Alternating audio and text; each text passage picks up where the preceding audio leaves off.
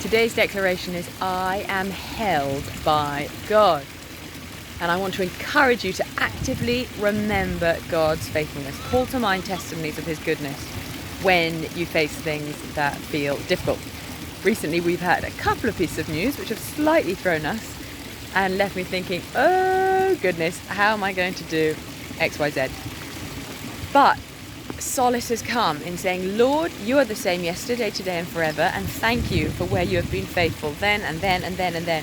And just actively remembering, thanking God, meditating on the times that he has come through for us time and time and time and again. The Lord has been so faithful for us all of my life and all of our married life. He has provided time and time again, houses, cars, provision of all sorts. Literally, God has been so good. He has never let us down.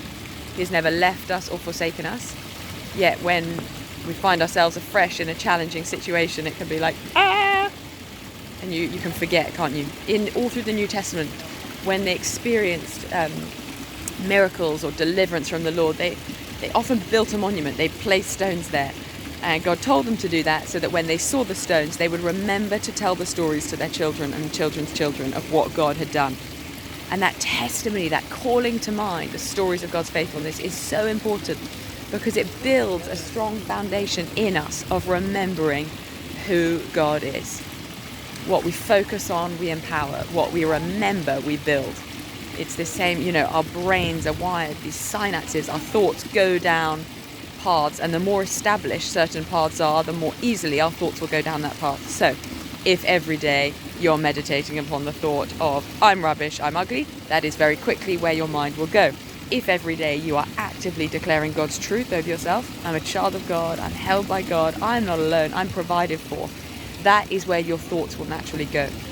And so that is why with I'm So Many Things, we actively declare God's truth. We build up those pathways, those experiences, that memory bank of trusting in God and knowing who he is and knowing who he says we are, so that when disaster strikes, when trouble comes, those synapses, those pathways of thoughts, those blocks and foundations of faith and of trust are well established, and we can easily go to that place and remember, yes, God, you have provided for me here, there and then. I'm not alone.